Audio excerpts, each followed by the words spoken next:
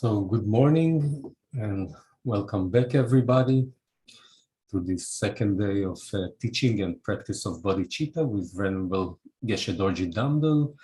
Before Geshe joins us, I'll shortly remind everybody to please make sure your mic is muted at all times unless, of course, unless you're being addressed by Geshe. As yesterday, we'll have two classes today with a break of 1 hour in between. So the teaching will end at about 1 p.m. Israel time or 3:30 India time.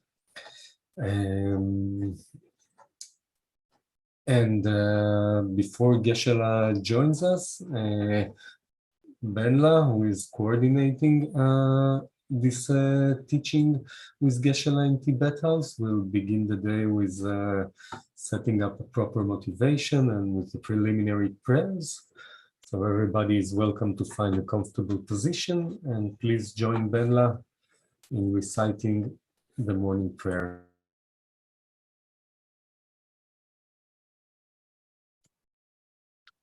Teshidelek, everyone. So we will begin by setting a proper motivation, which consists of 3 parts, while being mindful of both aspects, the object being visualized and the manner in which we visualize it. So the refuge field, in the space in front of you, visualize Buddha Shakyamuni, His Holiness the 14th Dalai Lama, and all the Buddhas and Bodhisattvas, or any other enlightened beings you regard with veneration. And they are looking upon you with immense kindness and unconditional love, just as a mother looks upon her only child. The Bodhicitta field, visualize seated on either side of you, your 2 kind parents, mother on the left and father on the right. Additionally, you are accompanied by all other deemed mother sentient beings, leaving none aside, and you are leading them in this practice. And the purpose of the practice is to manifest the Buddha nature within you, which is the ultimate source of happiness, by removing the 2 mental obscurations, afflictive obscurations, consisting of afflictions of negative emotions, contaminated karmas and the corresponding active seeds, and the cognitive obscurations, the subtle stains, the inactive latencies of the afflictions and contaminated karmas. So let's recite the following verses while mentally invoking their profound meanings and associated experiences. Enthused by great compassion, you taught the Immaculate Dharma. To dispel all perverted views, to you, the Buddha Gautama, I pay homage. Enthused by great compassion, you taught the Immaculate Dharma. To dispel all perverted views, to you, the Buddha Gautama, I pay homage. Enthused by great compassion, you taught the Immaculate Dharma. To dispel all perverted views, to you, the Buddha Gautama, I pay homage.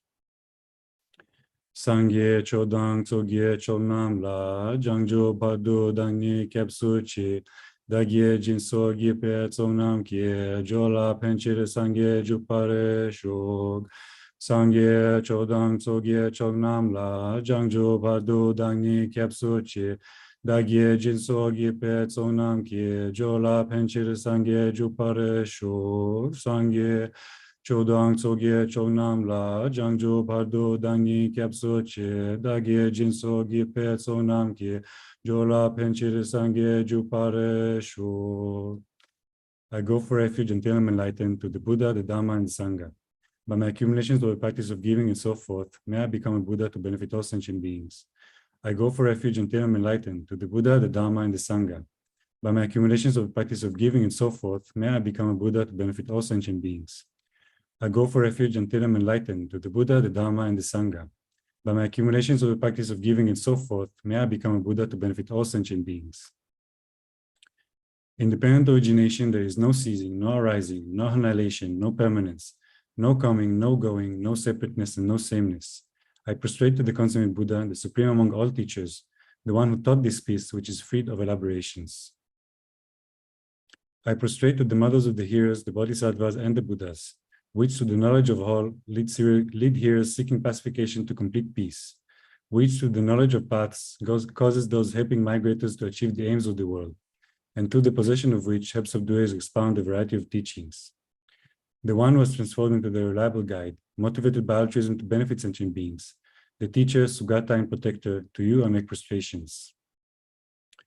The one who has eliminated the web of conceptualizations and is endowed with the divine bodies of the vast and the profound, who eternally shines forth the forever noble light rays. To you, the Buddha, I make prostrations. Inspired by wisdom and compassion, today in the Buddha's presence, I generate the mind of full awakening for the benefit of all sentient beings. We'll recite the essence of the dependent origination mantra 3 times. Om ye dharma hetu prabhava hetum tesham tathagato hyavadat tesham chayo nirodha evam vadi mahashramanaye swaha. Om ye dharma hetu prabhava hetum tesham tathagato hyavadat tesham chayo nirodha evam vadi mahashramanaye swaha. Om ye dharma hetu prabhava hetum tesham tathagato yavadat tesham chayo nirodha evam vadi mahashramanaye swaha. Meaning of the Tenrin Ningpo mantra. All phenomena arise from causes. The causes are taught by the Tathagata. The cessation of the causes as well is taught by the great seer.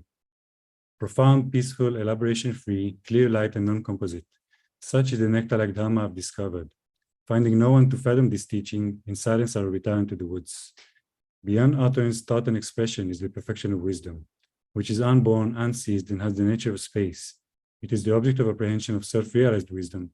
To you, the mother of the Buddhas with the 3 times, I pay obeisance. The 4 C's of the Buddha's teaching. All composite things are impermanent. All contaminated things are of the nature of suffering. All phenomena of the nature of emptiness and selflessness. Transcending sorrow is peace. The Guru is the Buddha, the Guru is the Dharma, likewise the Guru is the Sangha. The Guru is the source of everything wholesome. I go for refuge in the Guru. By the sound of the vibrant drum of Dharma, you liberate all beings of miseries. I beseech you to kindly remain and give teachings until the end of the expanse of billions of eons. The Buddha does not wash the negativities of beings, nor does he remove their miseries by his hands. His spiritual realizations are not transferred to them. It is by teaching the truths of suchness that beings are liberated. With folded hands, I beseech the Buddhas of all directions to shine the light of Dharma for all bewildered in misery's gloom. Instructions on parting from the 4 attachments. If you are attached to this life, you are not a spiritual practitioner. If you are attached to samsara, you have no renunciation. If you are attached to your own self-interest, you have no bodhicitta. If there is grasping, you do not have the view. And we will recite the Heart Sutta mantra 7 times. Teata om gate gate paragate parasamgate bodhi swaha. Teata om gate gate paragate parasamgate bodhi swaha. Tyata om gate gate paragate parasamgate bodhi swaha. Tyata om gate gate paragate parasamgate bodhi swaha. Tyata om gate gate paragate parasamgate bodhi swaha. Tyata. Om Gate Gate Paragate Parasamgate Bodhisvaha Tyata. Om Gate Gate Paragate Parasamgate Bodhisvaha.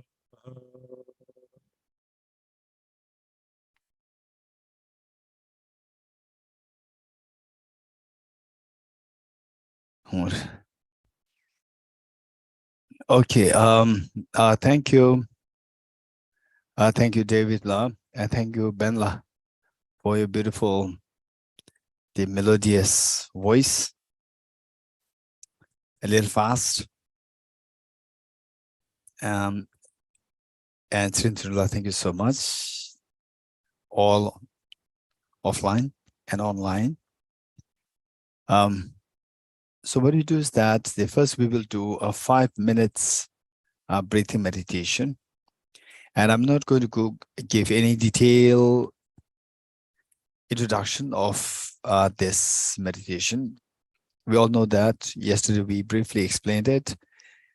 So we would just sit for like 5 minutes, breathing meditation. The most important thing is body upright. Okay, first 4 points: body posture, focal point, errors meditation, and the remedies to apply to overcome the errors. For the body posture, 2 most important things. One is body upright. It should not be bent, body upright.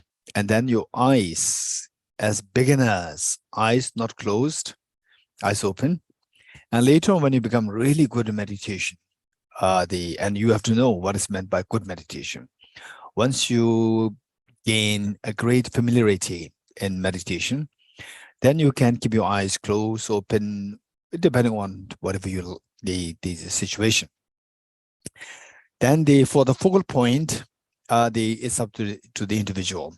You want to choose the breath in, breath out, just counting the breath, or the breath accompanied by visualization of a tiny dot between nose and upper lip. And this is your focal point. And then the number 3, errors of meditation 2. So number 3 and number 4 is extremely important.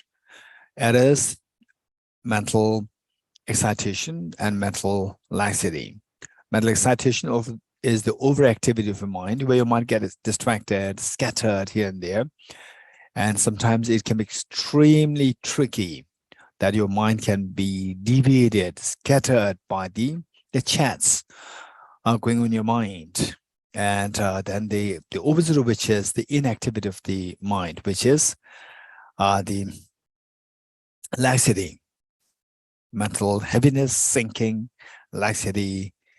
These 2 are the 2 errors. And if these 2 things happen, and go for the remedy. Remedy likewise is twofold. Number 1 is the introspection, to keep an eye on a mind, to see if your mind is really meditating, or is distracted, or is under the sway of the chats going in your mind, or thoughts in your mind. Sometimes it's chat, and sometimes it's the thoughts, distracting thoughts. Then the moment you identify that your mind is distracted or in a relaxed state, then apply the mindfulness. Mindfulness is like a rope. You tie for example, you lose your pet dog. You first go in search of the pet dog. That is the introspection. Once you find the pet dog, the job of the introspection is done.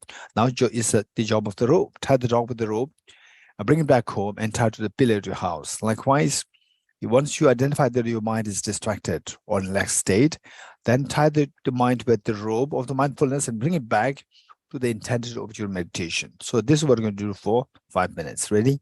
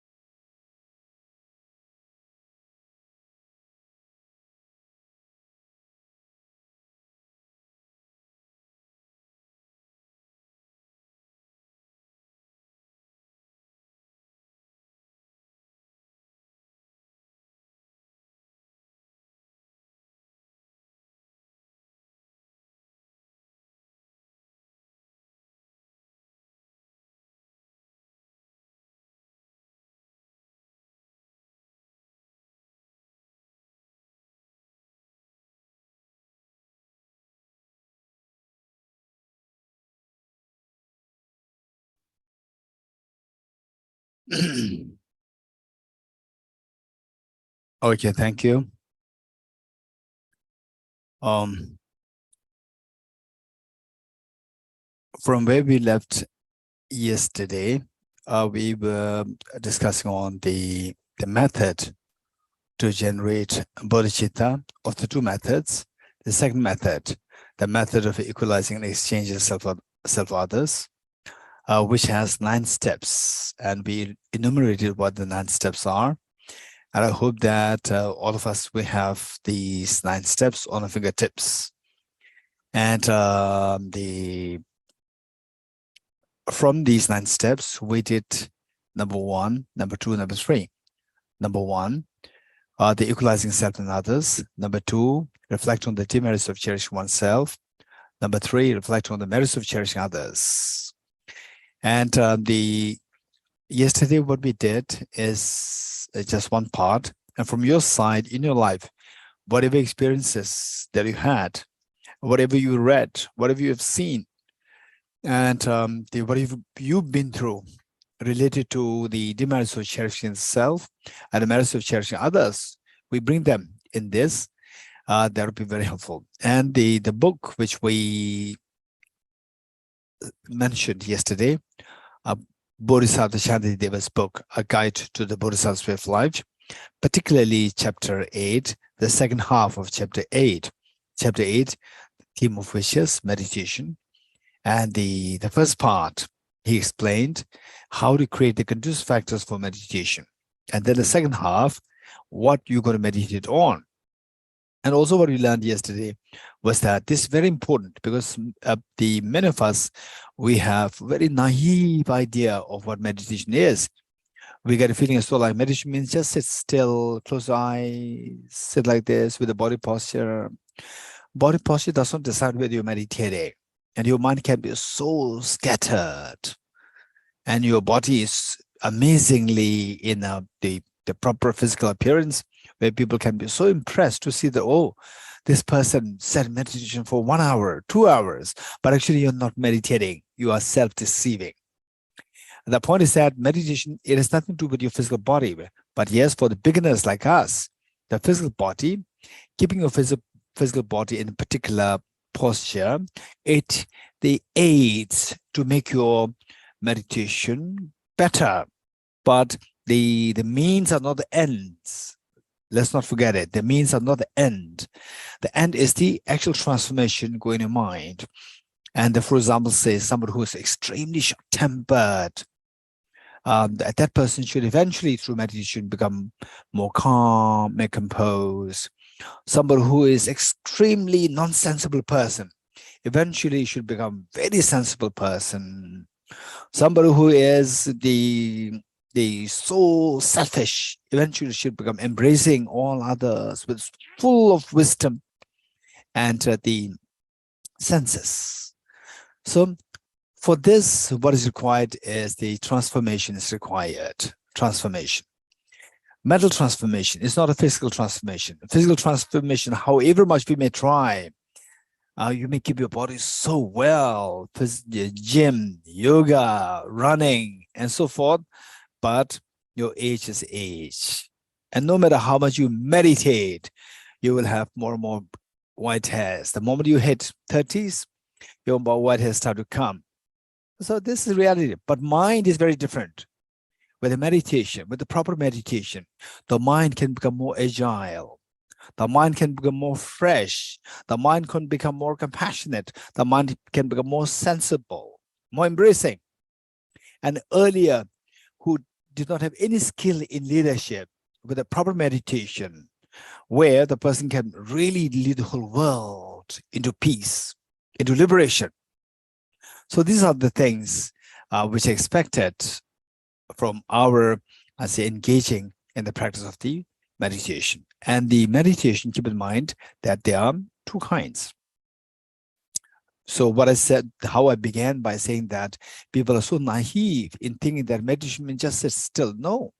In the first place, when you keep in mind the meditation, there are 2. And why The meditation is of two kinds is for the reason that finally, whereas 2 kinds, 100 kinds, 1,000 kinds, it is for the transformation from a very unhappy person.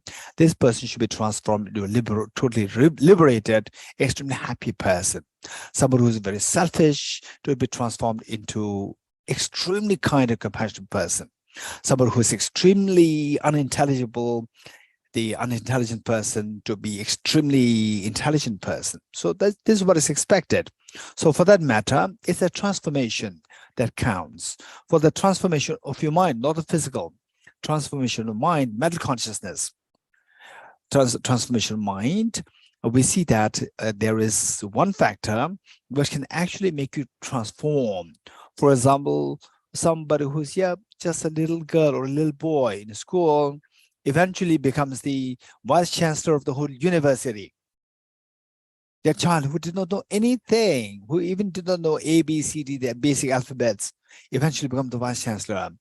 And on the other hand, a classmate of the same girl or the same boy, say after 20, 30 years, just end up nowhere in the streets, homeless. So what makes a difference? One has transformed into somebody who's so respectable, and the other has transformed into so a helpless person. So what makes a difference? So to what extent your mind is transformed, positively, negatively, or remains static? So this transformation, how come that this little girl, not knowing anything, not even the basic alphabets of the language, eventually soar to the level of they become a vice chancellor of university? How come? Because of the cognitive transformation. Simply by sitting idly like this, watching your breath, it will not make you enrich your cognitive abilities. So there's a cognitive transformation required. This cognitive transformation will make you extremely cognitively, extremely rich, vibrant, and profound. And not only that, effectively, this cognitive the ability of your mind, or the cognitive faculty of your mind, has the ability to bring change in your affective quality of your mind. Affective, where somebody is very selfish many years ago, eventually becomes somebody who embraces everybody. That is affective. So even this affective quality of the mind, that is determined by the cognitive transformation. So with this in mind, say for example, for sure in Israel, there are so many great, really, there are many great people who really worked for the Israelis, and some people who really work for, not only for the Israelis, but for the world. For example, here in India, Mahatma Gandhi, one person. So physically, he was so fragile, but mentally, he was so strong, cognitively so rich, and effectively extremely rich. So what makes all these differences? For example, His Holiness the Dalai Lama today, we see that physically he is as ordinary as anybody else, but mentally he's extremely, this exuberance of compassion, exuberance of knowledge, exuberance of the negotiation, exuberance of the common sense, the intelligence, compassion, the sense of brotherhood, sisterhood, embracing, inclusivity.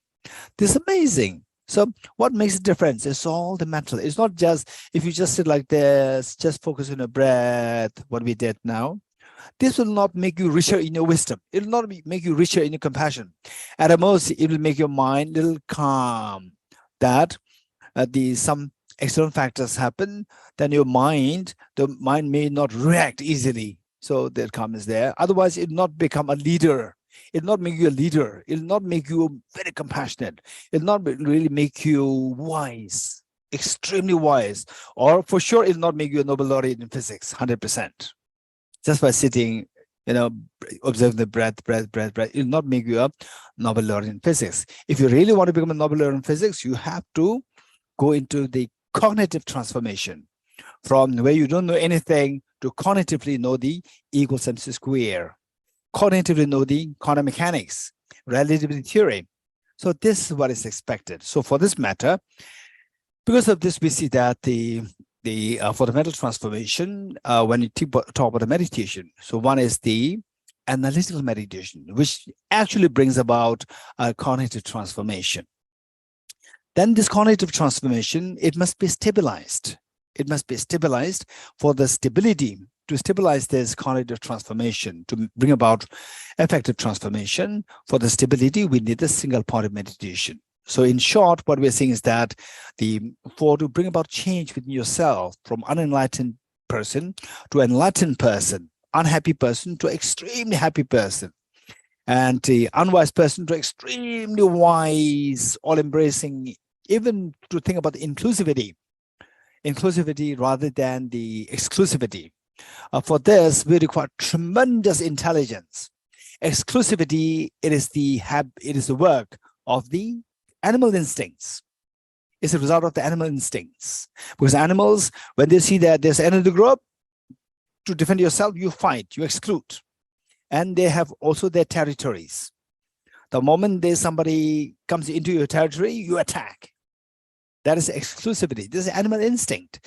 Whereas inclusivity, you require the intelligence, which the forefathers, animals, say the 4 billion years ago, the first unicellular organism came into existence. That was our first forefather. That was our first forefather. That was the first ancestor. So that unicellular organism did not give us this intelligence. And then they say like 0.3 million years ago, the first Homo sapien came into existence. There also, this intelligence was not that developed. And over time, it developed. And today, we are equipped with this great intelligence. So now we have two things. One is the instinct that we inherited from our forefathers, and the other is the intelligence. So now we oftentimes behave in an instinctive way, like exclusivity, fighting, and so forth. These are all the indication of our, say, the animal instincts, our backwardness. Whereas if you use the intelligence, which did not happen in the past, like say 1 million years ago, 2 million years ago, or let's say 3 million years ago, 0.3 billion years ago, using the intelligence was so less. So now this is a new trend.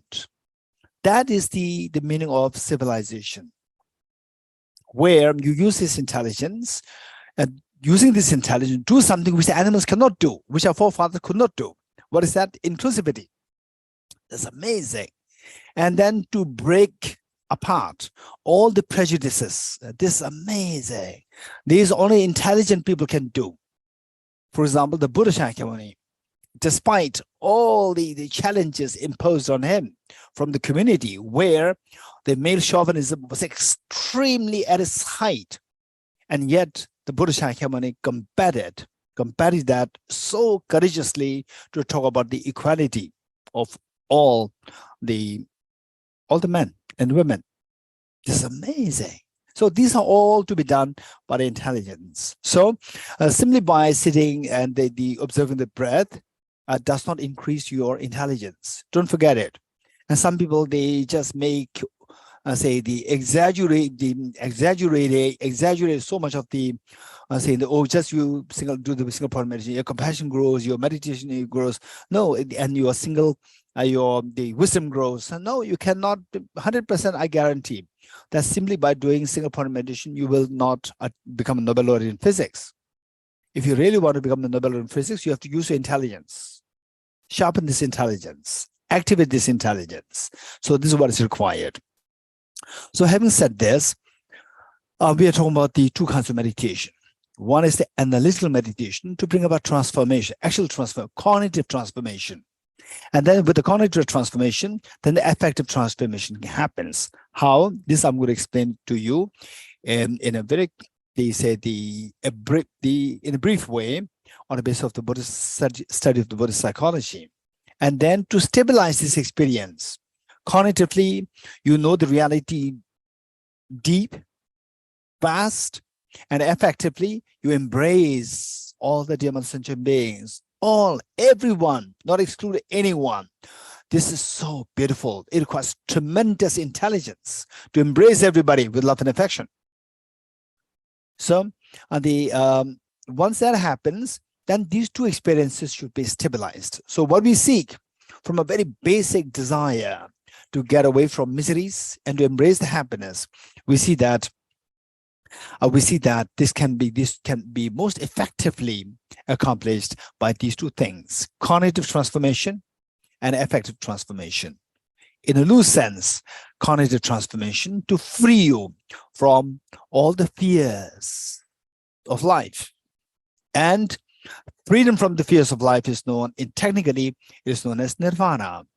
And the affective transformation, where your mind embraces everybody. At one point, you just embrace your small nuclear family. You embrace this. Even some people, they find it so difficult.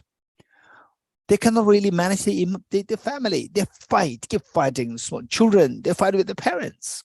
So this is, what happens some places. But say, let's say that somebody who just embraces your immediate nuclear family, and then being oblivious to the rest of the world, later on to become the Mahatma Gandhi, to become for example, like today, His Holiness the Dalai Lama, to embrace everybody, to become the Nelson Mandela, and so forth. This is just amazing. And to become like Jesus Christ, amazing example. It's so courageous to fight for the commoners. It's amazing. So the point is that these things, they happen through your cognitive transformation, bring about the affective transformation, and to be stabilized by the single point of meditation. So with this, yesterday, out of the 9 steps, we did the first 3, and say to what extent is your success of the Bodhicitta meditation? To what extent you can become happier in your life? Very profoundly, it is determined by to what extent is the success of your first 3 steps, particularly step number 2 and step number 3. And of course, to get to step number 2 and 3, step number 1 is indispensably required. So in short, step 1, 2, 3, if you're not being successful in step 1, 2, 3, then step 4 and 5 will be a great failure. And step 4 and 5, last time what we said is that these two constitute the practice of Tonglen, giving your misery, giving us happiness, and taking the suffering of others. Tong is to give, Len is to take. So the success of these two steps in the form of Tonglen practice is marked by how successful you are in your first 3 steps. So, and the raise hands who you think that I'm somebody who is actually, you wake up in the morning and you hope for a brighter day. You hope for a more beautiful day. You hope for the happier day. You hope that you can be a little happier today. Raise hands. Who hope for this happiness. Good. And now among those people who raise your hands, I like you to raise hands, those who are very serious with this. Some people, they say that, oh, how many you like to do something? Everyone says, how serious are you? 0 to 10, maybe 4 or 5. Okay, how many you are, say, this serious with this? You raise hand. How many are you serious? Raise hands. Really, I'm looking forward to a happier day, right? I don't look for the unhappiness in my day. Raise hands. You're very serious. Okay, if you're very serious means you dare to do anything which can potentially bring this joy and happiness. So what is that? The secret lies in making your mind expand, not letting your mind be restricted. Restricted meaning imprisonment. Albert Einstein. Yesterday I quoted him. Albert Einstein. What is that? Is that we live in the world of optical delusion. And he described this optical delusion as a prison of our own mind. What is this prison? Creating division between self and others, being loving and caring towards the self, and aversion towards others. That creates the that creates that is an optical delusion. And that optical delusion creates a prison for you, and nobody wants to be in prison. So if you are really convinced that you want to be happy, remember what Albert Einstein said, which in turn was in great detail explained by the 7th century great Buddhist master, the Indian Buddhist master, Acharya Dharmakirti, in his text Pramanavartika. That yesterday I again quoted that creating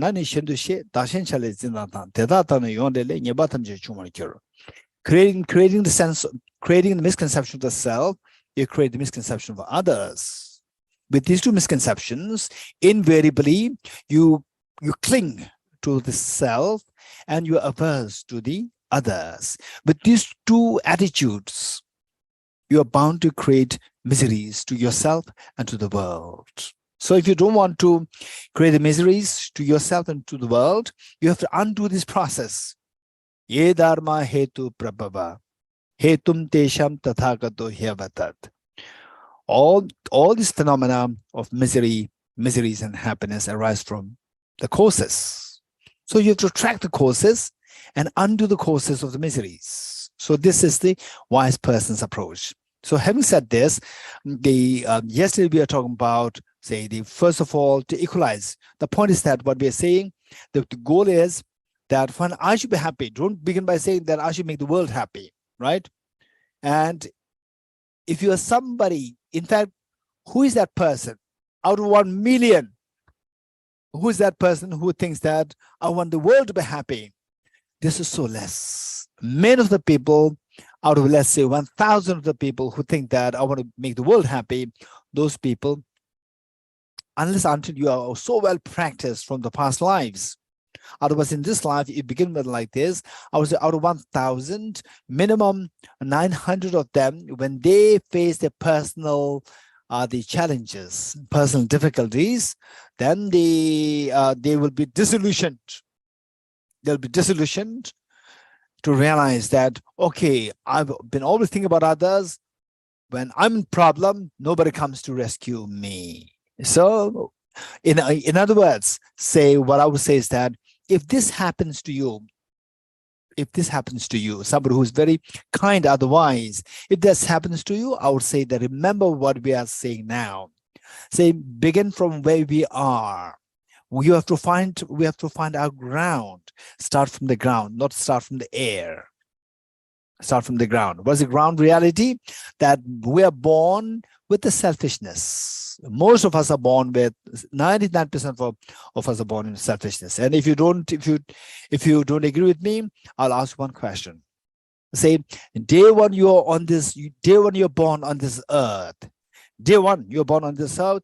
How many of you cried resents? Or how you don't know? I don't remember, but I must have cried resents. Yes, that's true. If you do not cry, somebody will slap you to make you cry. Because you have to breathe properly, because you are coming on the earth and your lungs are not working. So they will slap you, make you cry, and the lungs will start working. Okay, so when you cry, you do not cry that, oh, my lungs should work, so I cry. No.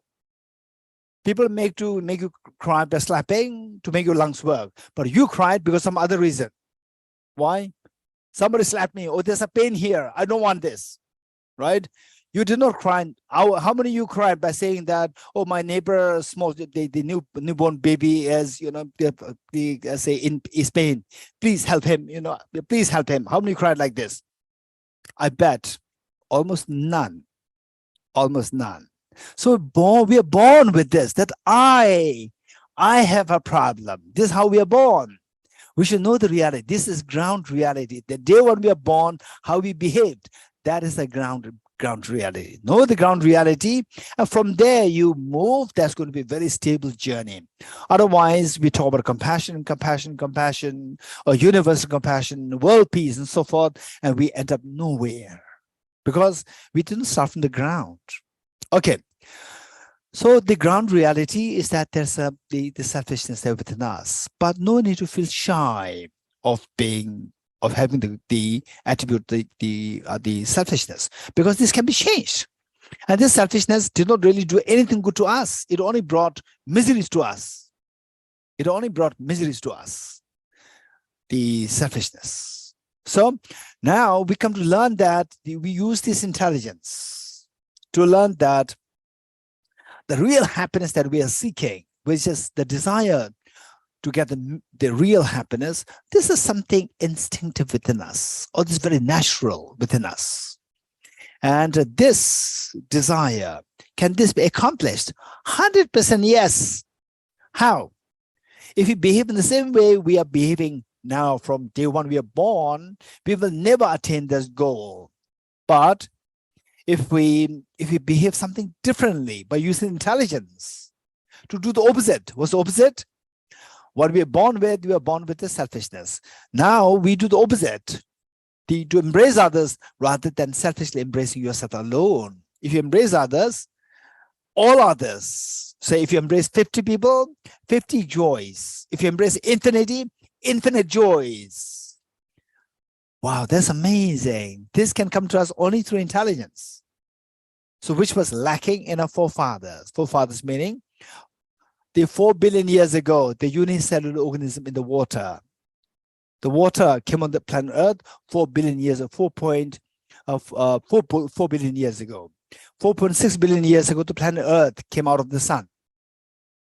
And 4 billion years ago, the water was formed.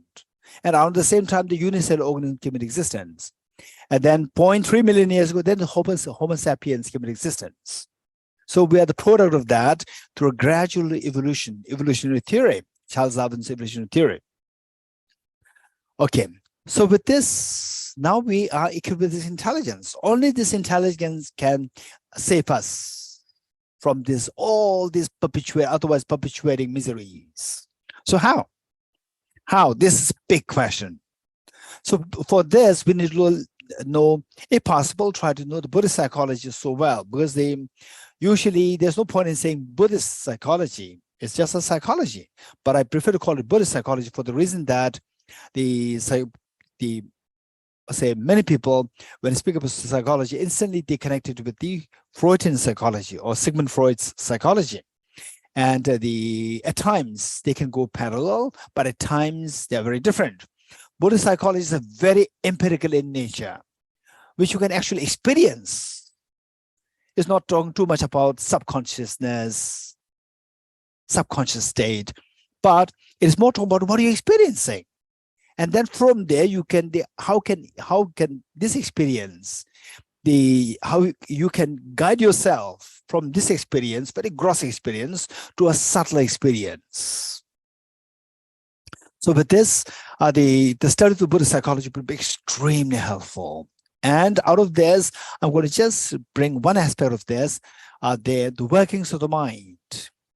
And we see that with the workings of the mind, how many kinds of functions of the mind are there.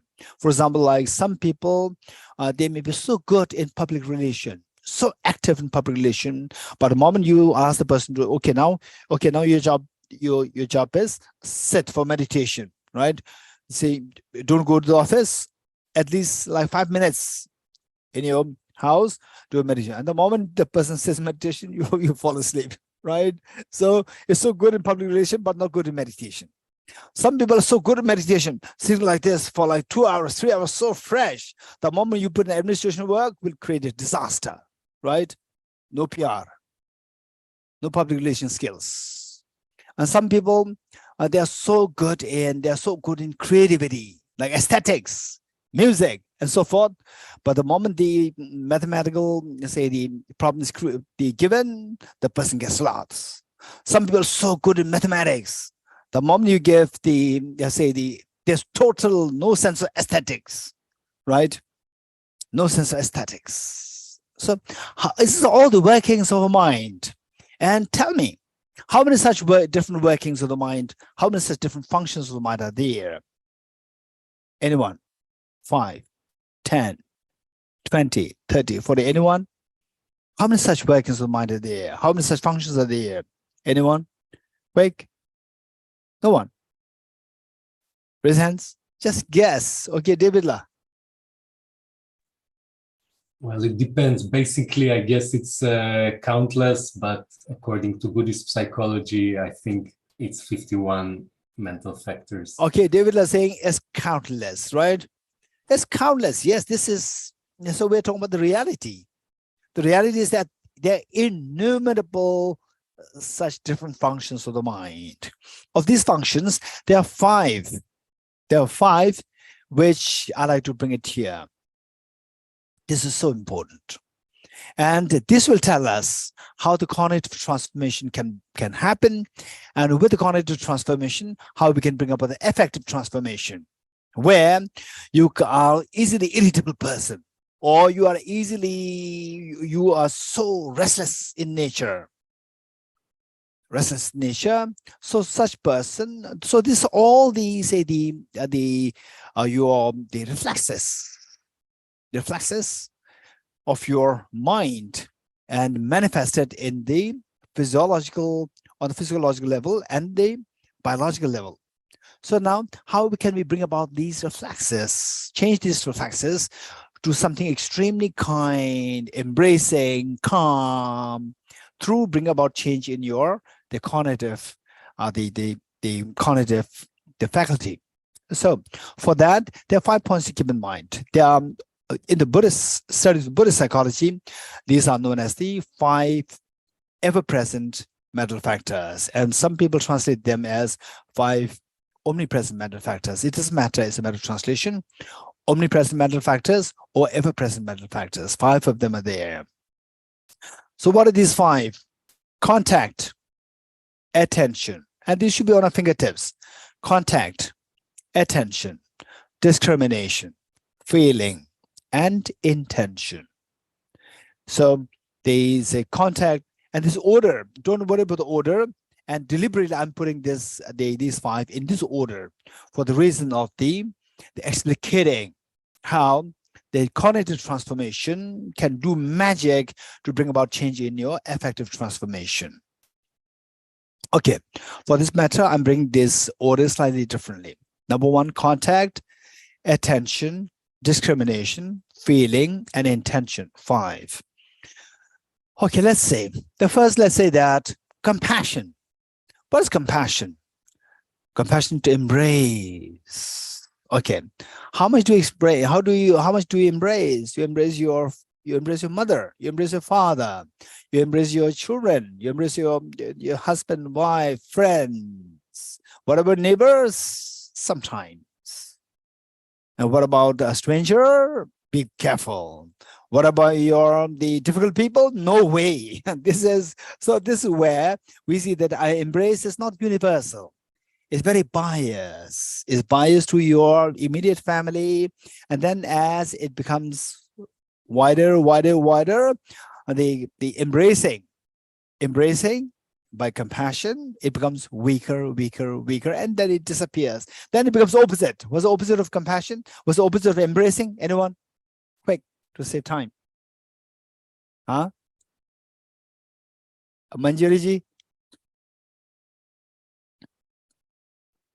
Constriction, Geshe. Constrictions, yes. Anyone else? Constrictions. Anyone else? Yes. Benla? Maybe pushing away. Instead of embracing, you push pushing away. Yes. Embrace means gather, bring closer. And the opposite is push.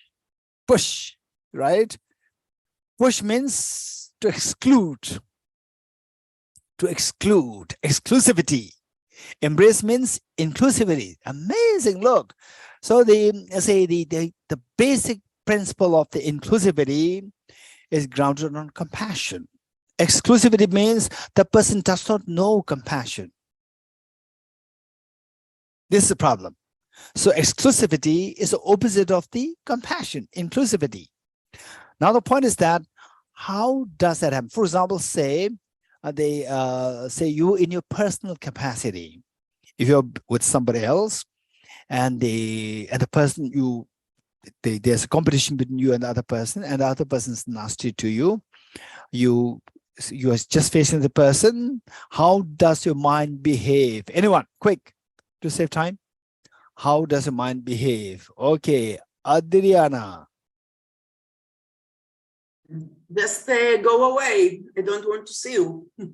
Go away. I don't want to see you. Go away. Go away means exclude, exclusion, exclusion, push, mental push.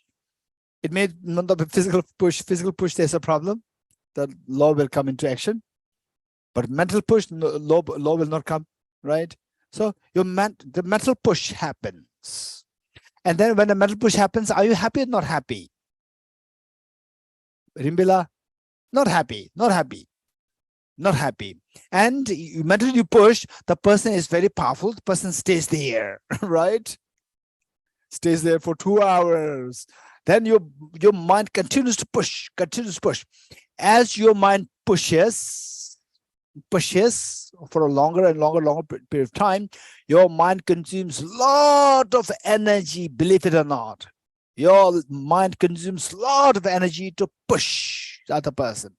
And that is reflected in your physiology, heart palpitations, sweating, and the tension in the muscles will happen. So this mental push is manifested in the physiological as the change on the physiological level. Okay. And then eventually on the facial level, it can be seen on your face. Okay. So with this, you're not happy. You're not happy. So now what is really happening? So this facial expression, muscle say tension in your muscle and heart palpitation, sweating, these things are results of something happening on the mental level. What is that? Mental push. Mental push is what? On the 5 level is the number 5, intention. Intention to stay away from this person. Intention to push this person. This number 5 intention is known as the action, karma. In Buddhist context, we talk about karma. This karma is nothing but the number 5, karma. And of course, Prasangika's concept is a little different, but this is inclusive.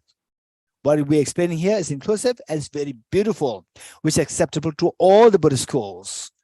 So for this, wow, that's amazing. That's true. That when I'm really uncomfortable with somebody else, it is reflected in my body, in my physiology. My body sweats, my heart palpitation happens, the muscles stiffens. So these are all reflected there. So what is creating all these things? The person is not even touching my body, but still all these things are happening on the body level. So what is making this happen? Because of your mental. And exactly in the mind, how does it work? So these work on the basis of these 5 points. Okay, let's say first you are chatting with your friend and then it's time for your work. Then your friend leaves and your very nasty colleague comes, right? Facing you like this. So what is it? How about a first contact? Your consciousness, your eye consciousness comes in contact with the unfriendly colleague contact. Then then you paid attention. Is this the real the nasty person or my friend? You pay attention, right? Oh, this is a nasty person. You pay attention. Then number 3, discrimination. Discrimination has many connotations. Gender discrimination and gender discrimination, then caste discrimination, and so forth. So this discrimination means the differentiation. You differentiate, the yellow is yellow, the yellow is not blue, and so forth. This is not my friend. This is the difficult person. Okay, so this differentiation happens, number 3. With the differentiation, that when you see that this person is the unfriendly, the nasty person, what's the feeling like? Anyone? Anyone? What is the feeling like? Rimbila? Bad. I don't want him. I feel bad. Not want him. Feeling unpleasant. So number 4, unpleasant feeling. Unpleasant feeling comes because of the discrimination or differentiation that the person sitting next to me is not my friend, is the difficult person. Then the feeling is created. That feeling is unpleasant feeling. Okay, how many of you are happy with unpleasant feeling? Nobody. Do you want unpleasant feeling? Susanna? You don't want unpleasant feeling. So if you don't want unpleasant feeling, what do you do? What will you do? If you don't want unpleasant feeling, what do you do? Anyone? Raise hands. If you don't want unpleasant feeling, what should you do? Okay, Taruna. Go away from that unpleasant feeling. Because you don't want this unpleasant feeling, go away from what triggered the unpleasant feeling. And what was the trigger? This person. And you cannot go. It's a workplace. It's your work hours. You're working hours. You cannot go. And you cannot push this person. Person very powerful, right? You just look for excuses. Can we meet someone? No, I have to meet right now, right? For the next 2 hours, I should be with you. So you want to run away from this person, you cannot. But your mind is continuously feeling the unpleasant feeling. You continuously want to run away from this. So continuously resisting. No, you should not be here. You should not be here. So meanwhile, you are exerting a lot of energy. Okay, when you exert this energy, it's a very active state. Energy, believe it or not, you will feel hungry very quickly because your energy is consumed so much in the process of resisting the other person. You're getting it? This resistance, if it's so intense, it is anxietic. If it's so intense, it can be anxietic. If it's prolonged, every day you have to resist like this. Every day you sit with this difficult person for 2 hours. Within a week's time, you go into depression, deep depression. If it is prolonged, you go into depression. If it is intense, it can be anxiety. You can suffer from anxiety attack. For example, many people, because of the, say, COVID, they started to have anxiety attack because it's a very intense feeling which they never experienced in the whole their life. To be isolated from the rest of the world, not to be able to see go outside, just enclosed in 4 walls. So many people suffer from anxiety and many will go to depression. Okay, so what is happening? Let's say that number 1, contact with the object. Number 2, you just pay attention. Is this the difficult person, really difficult person? And then, yes, now this week you should be with this person. Then you go to check what is that, roller coaster? What is that? What is that? Roster. You go to check the roster if that person is really with me, right? And that discrimination says, yes, the person is with you for 1 week. Okay. Then with this discrimination that he or she should be with me for 1 week, then the feeling is unpleasant. You don't want unpleasant, you want to run away from unpleasant. So what do? Your mind tries to run away from this, or your mind tries to push the person away. But in reality, you cannot do that. So because of that, you continue, the feeling, unpleasant feeling, it continues. And continues, you don't want that. Continue, you exert yourself, mentally to run away from this person, and you cannot. So there's tremendous exertion happening, which is known as disturbance. Disturbance is what is known as misery. This misery. So we see that the misery is because of this misery is the manifestation of the mental tension, intention, which creates the mental tension. And this intention is because of the unpleasant feeling. If you don't want this intention to stress yourself, then you have to change the feeling. You have to change from unpleasant to the pleasant, right? Believe it or not, so the person who is, you try your best to make the other person happy, but the other person is so ungrateful, nasty, cruel, rude. And suddenly the person changes. The person changes. Say that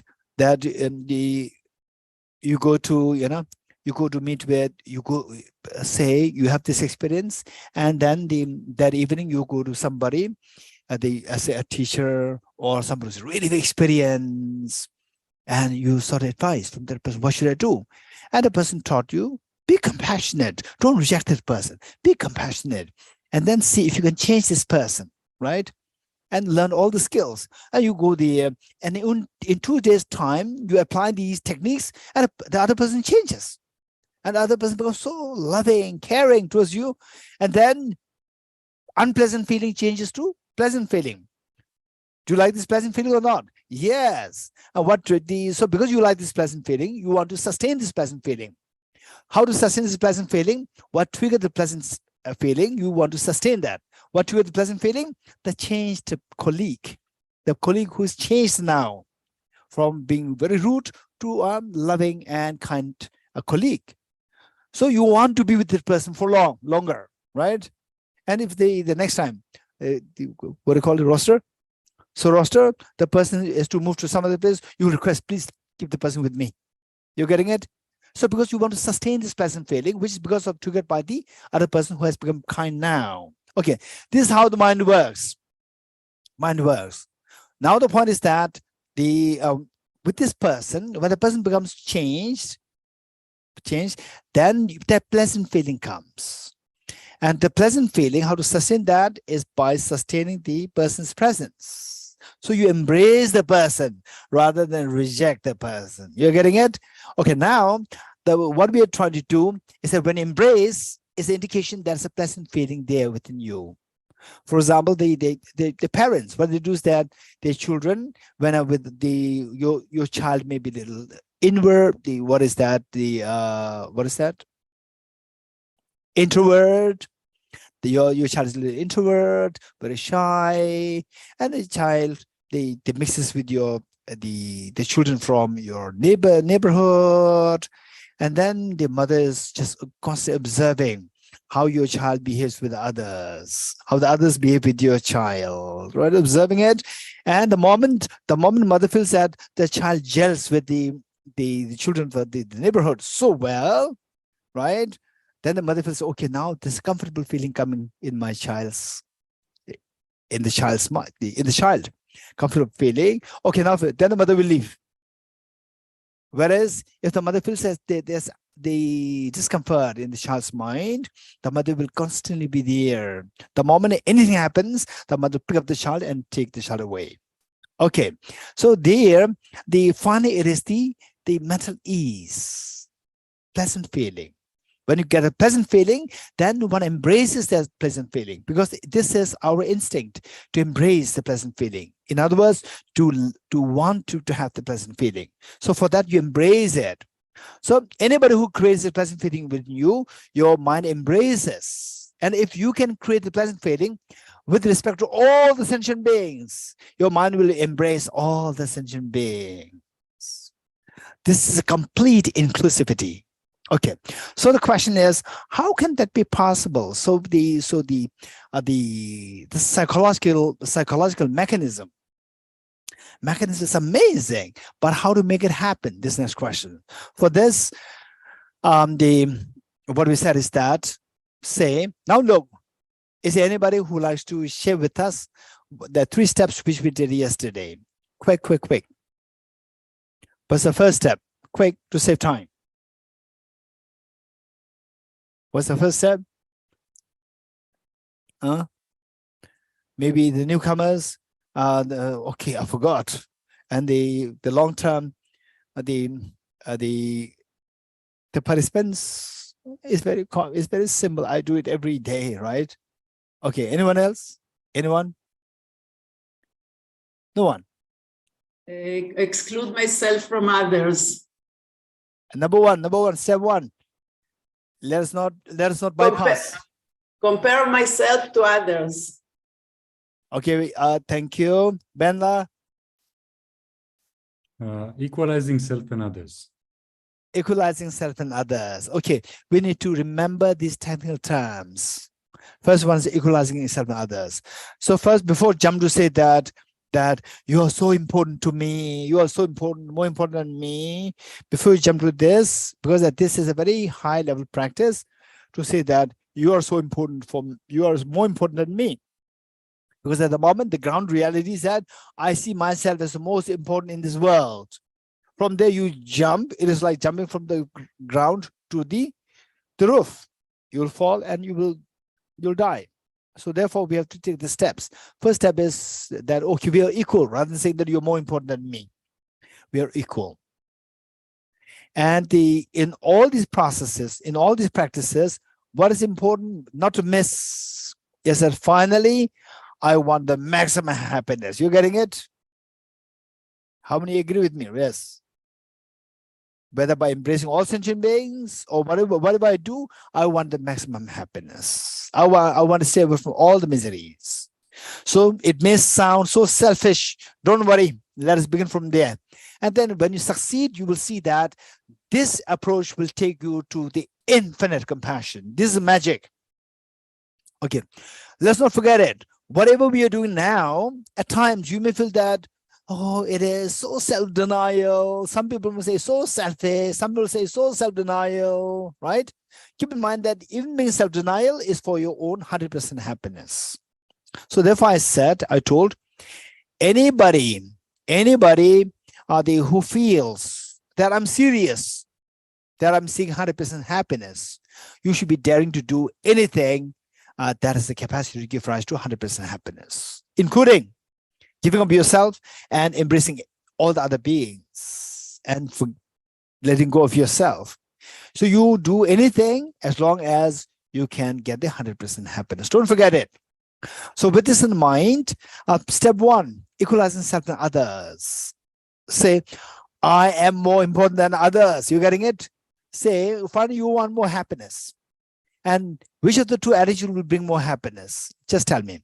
I am more important than you, right?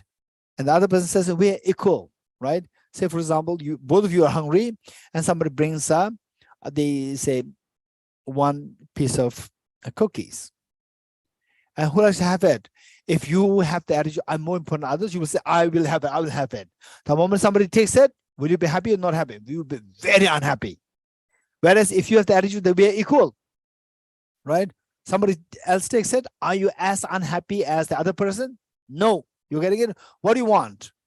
With a given situation, you want more happiness, less unhappiness. And what attracts the unhappiness here?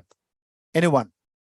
A situation where you see yourself more important than others, and a person gives the biscuit to somebody else. You are unhappy. And the other person, you see everybody as equal. You and others are equal. And the biscuit is given to somebody else, you are not as unhappy. Right? Okay. What makes a difference? Quick. Anyone? What makes a difference? Quick? No one. Okay, let's say, okay, Shahala. The attitude makes a difference. Attitude, yes. Attitude makes a difference. So usually we don't think in this line. We only think about this person, that person, this situation, that situation. We don't think about your own attitude. Finally, what you want is you want happiness, you don't want suffering. And yet we don't look at the attitude. In reality, the attitude decides whether you're happy, whether you're unhappy, whether you're 50% happy, 80% happy, 0% happy. That's all decided by attitude.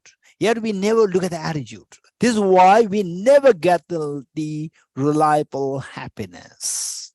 So now keep in mind, finally, whatever I'm doing, I will do to make myself happy. So from this, we see that attitude makes a difference. If the attitude of selfishness, if I get the maximum happiness, I will become the most selfish person.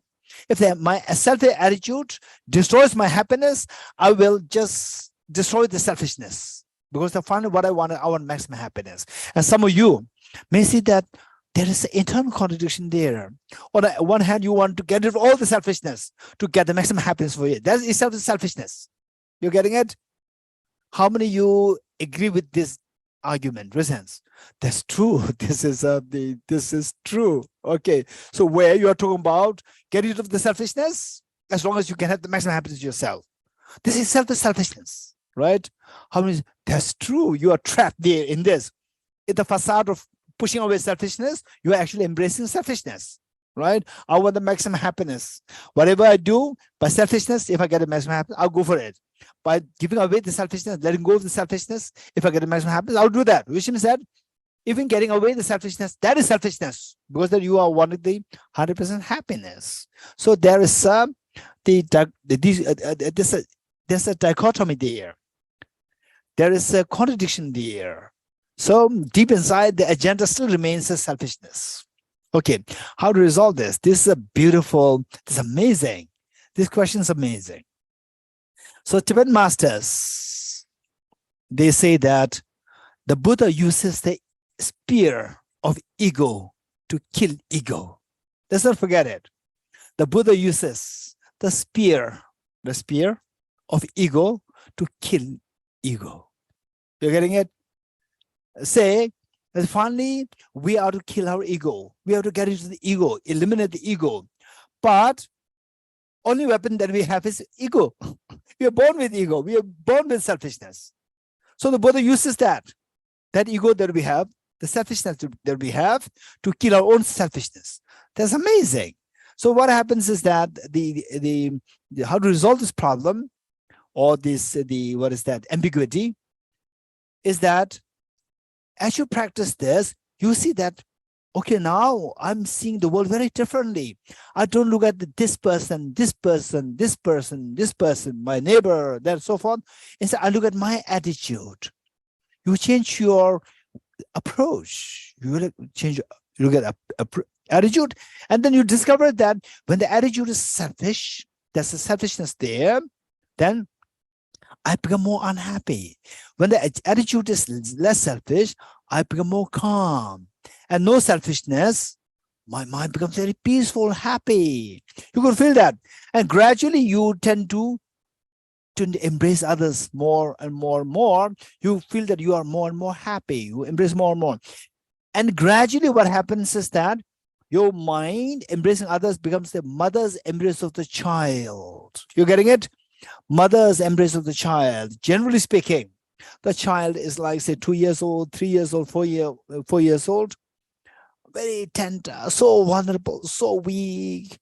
The mother is ready to do anything to the child, including, for example, if the child has a heart problem, mother is ready to donate her heart.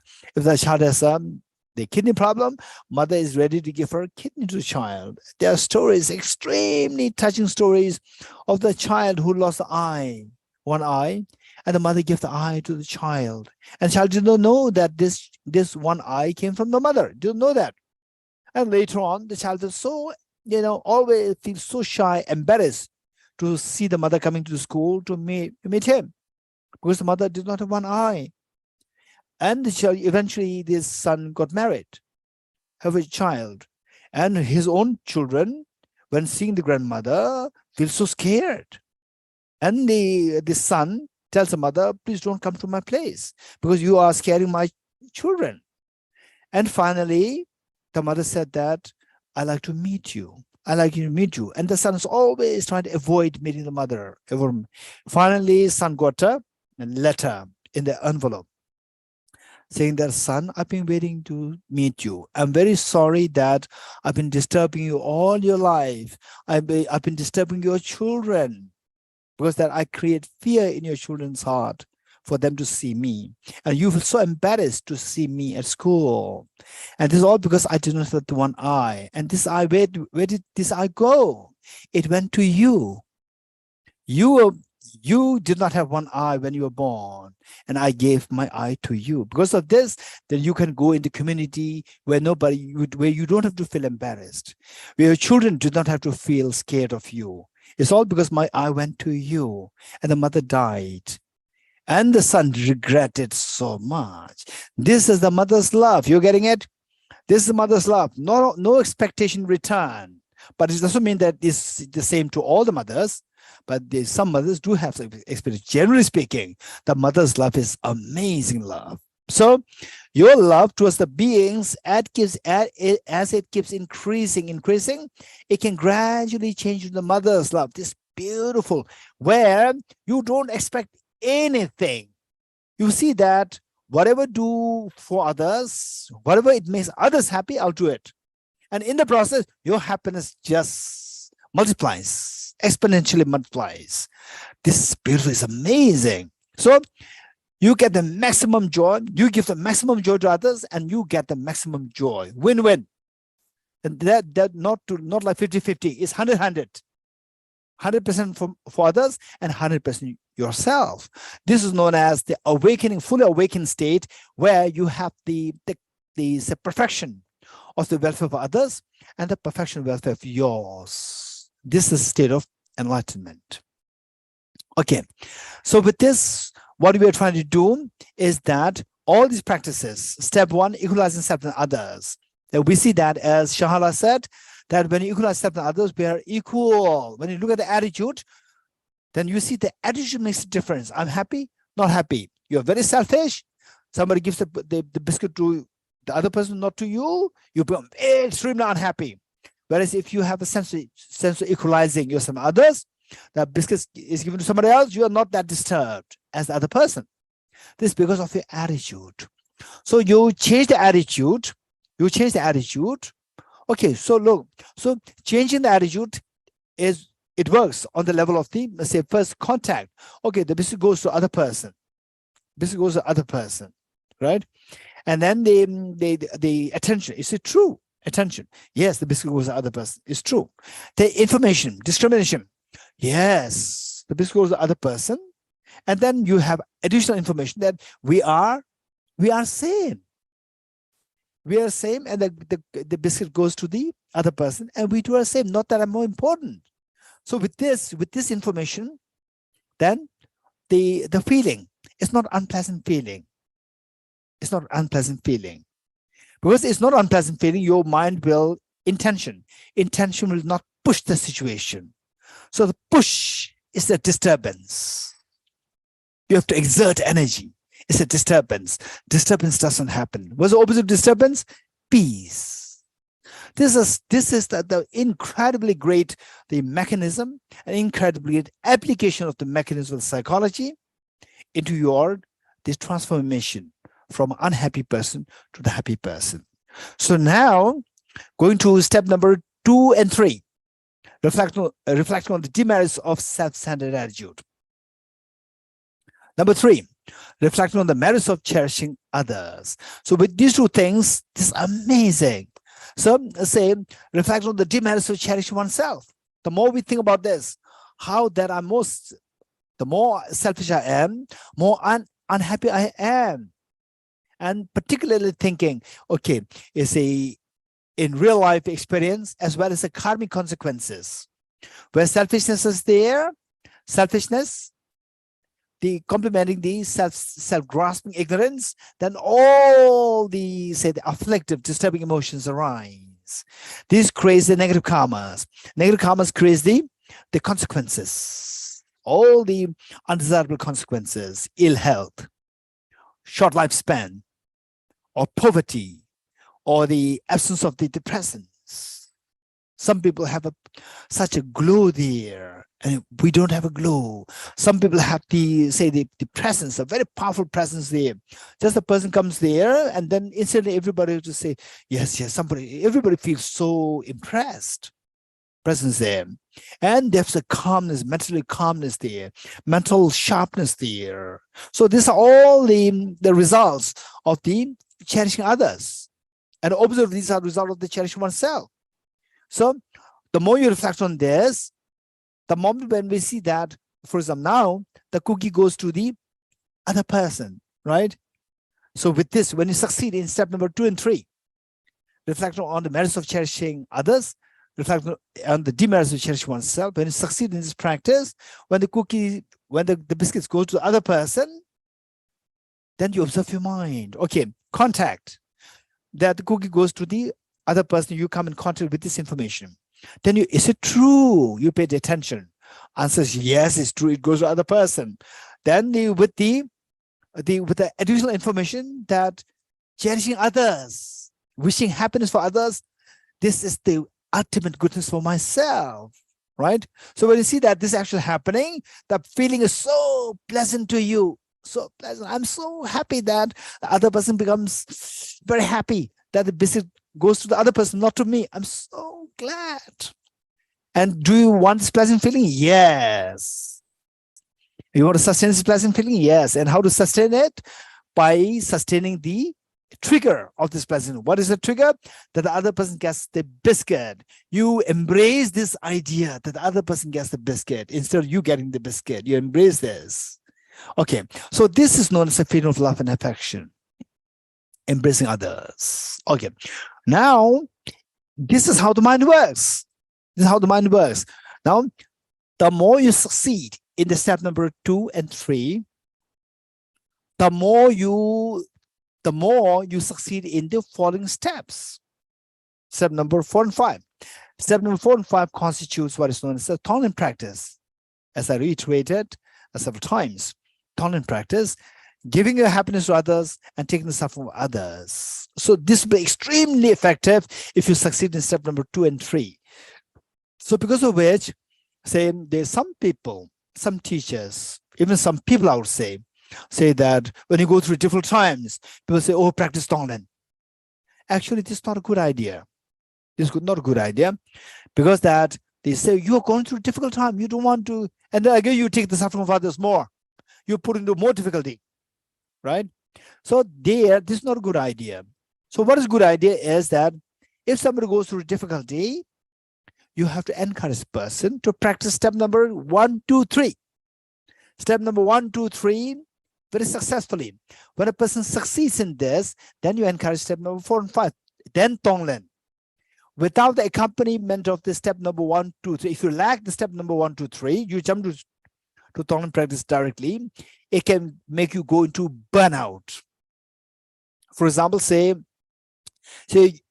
a small baby is there, and you have to do the babysitting for whole 1 week, 24/7. 24/7. And the mother also babysits, not also 24/7, but whole year long for many years. But the mother, generally speaking, not all, but like 90% of mothers, they never feel burnout. But if you are to take care of the neighbor's child, neighbor's baby for 1 week, you'll feel burnout. Okay, why? Anyone, why? What's the difference? Where lies the difference? Quick. Rimbila, where lies the difference? It's mine and others. Like if it is mine, so I will not burn out. Okay, so I say, okay, yes, the Rimbila. Anyone else? What makes the difference? Where the mother does not feel burnout, taking care of the child 24/7 for whole many years, and whereas you taking care of the child of your neighbor for 1 week, you'll feel burnout. Susanna, what makes the difference? Susanna? The mother Yes. is able to give unconditional love freely. Yes, so this is thinking the of difference. oneself. You're getting it? This is the thank you, Susanna. So the mother has this unconditional love towards the child, whereas you do not have this unconditional love towards the neighbor's child. So you feel burnout so easily. So say what degree of love and affection that you feel towards the others, to that extent you can work for the other person. So step number 1, 2, 3 will make you to build this feeling of love and affection towards others. Step number 1, 2, 3 will help you to build this affection. When this affection builds up so strong, then you go for number 3, number 4, and 5, you'll not feel burnout. Whereas in the absence of step number 1, 2, 3, you don't build the affection. Without this affection, you jump into, oh, I take suffering of others, I take suffering of others, I give and have, you just quickly go into burnout. And this actually happened to many people. I met with many people, and I said that, okay, Tonglen practice to be done only in the accompaniment of the step number 1, 2, 3. In the absence of these 3, don't do Tonglen. This is what I said. Otherwise, you can go into burnout. And yes, many people reported that, yes, that's very true. At one time, I go through depression, and I met with somebody, and that person told me that you have to do the Tonglen practice, and I did that and feel burnout, right? And I don't want to do the practice anymore. I just left altogether. This is unskillfulness. We should be extremely skilled. So, step number 1, 2, 3 must be accompanied to build your affection. Once affection is built, then to invigorate this practice, to make it more rigorous, then step number 4 and 5, Tonglen practice is encouraged. So what is step number 4?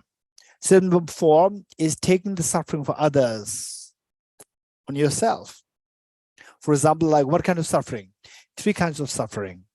suffering, change, and pervasive condition suffering. So I expect all of us to know these three. If you don't know these three, you have to discuss what these three are. And you can feel free to ask questions to whoever helps you. You have to ask questions till you are very convinced. This is so important. So then you take the suffering of these three. Say the first suffering, the suffering, or the manifest suffering of others. You just breathe in.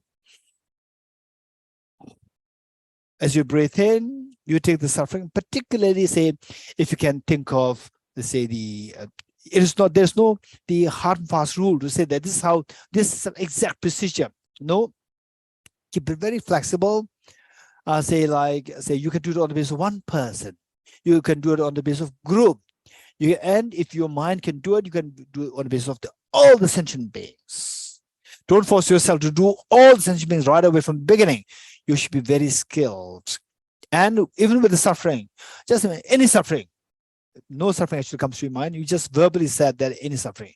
But if you know that somebody is going through some problems, terminal illness, you think of that very precisely because you know that what the problem is and who that person is. And then you can imagine that there are many other people who are going through the same problem. So as you breathe in, you take the suffering of others in the form of very dirty water, stingy, but the stinking and dirty water just gushing through your left nostril, and you breathe in. They enter all the miseries of the beings. They enter in the form of very dirty water gushing through your left nostril, and then imagine that it gets through your heart. At the heart, imagine that you have the self-centered attitude and the self-grasping ignorance. These two demons are within you. Demons not outside, your own demons inside. They are so relaxed, sitting so relaxed. All these innumerable sins begin in this time that they've been within us. Now suddenly they see that all this dirty water, acidic, dirty water, they come to eat you up, and these two are being attacked. And imagine, you can also imagine that if you can imagine that they just reside at your biological heart. And biological heart is something so close to us. When the biological heart stops, you die. So it eats of the biological heart, it eats of your self-grasping into self-centered attitude, and you feel as like the jerk of fear, a very sharp or the acute fear, right? That is when this practice is being effective. So this fear, the attention of fear should come. But if it is so acute, in a way, you are very lucky if that happens. But out of 1,000 people, somebody feeling this acute fear because of this, the visualization can be just 1 out of 1,000. And if you do fall under this category, if you are this person where you practice, every time you practice it, you feel acute fear, you cannot bear it, then I would say that in a way, you are very fortunate that it's being very effective. But they say to use an antibiotic, very powerful antibiotic, your body should be also strong. So for that, accumulation merit and other factors are required. You have to discuss with your teacher, a very reliable teacher. You have to discuss that with your teacher, and you have to seek the help of the teacher how to go forward with this practice to make the practice continuous, where at the same time you are not being, you don't become like the full stop. Okay, now I cannot go beyond this point. Okay. Then the suffering change. Suffering change is the mundane, contaminated happiness, which are all like the baits, the bait to trap us in samsara. And to think wisely, we see that even though we are, so young age, like late teenager or early 20s, so young, but it's a fleeting experience. It's very ephemeral. They say you go into age 25, 30 so fast, and the white hairs come. This is reality. So with this, we see that it's so ephemeral. And then once you say go into that state, you cannot go back. You cannot go back.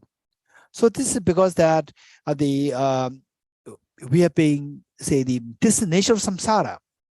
So what should we do? The wise people will think of stopping these miseries altogether. That is a wise person's approach. How to stop these miseries is they stop what traps us in the misery, what traps us in samsara, what traps us in prison. And the prison, what can trap us in prison is the lure, the bait in the prison.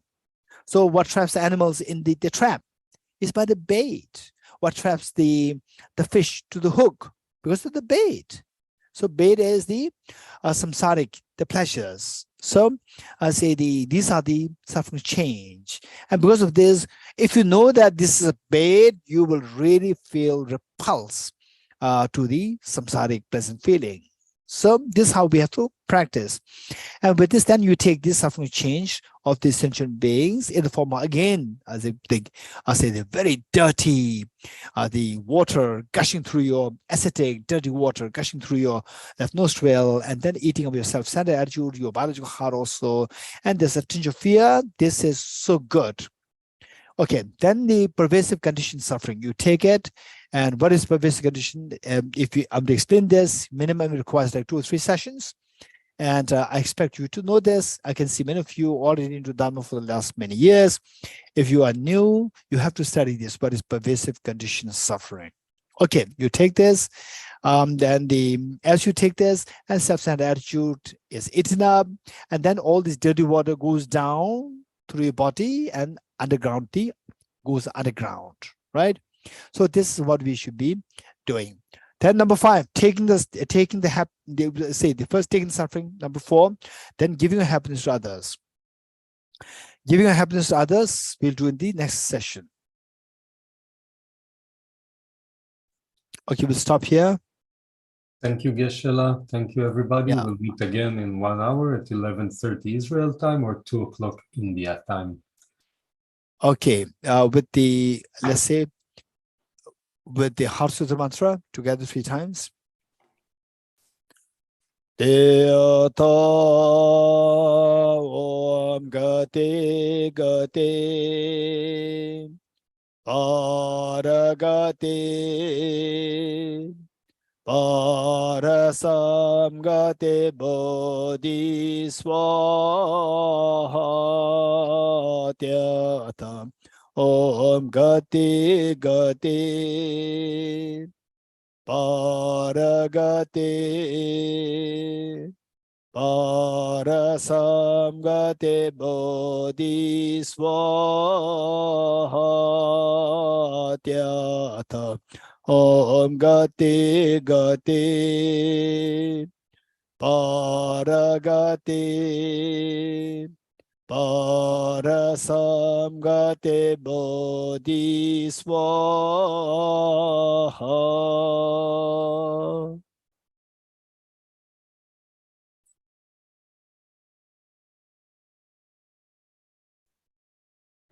For the Hebrew speakers, I forgot to mention before, we'll have today a question and answer session with Venerable Kartzonla as well at 2 o'clock.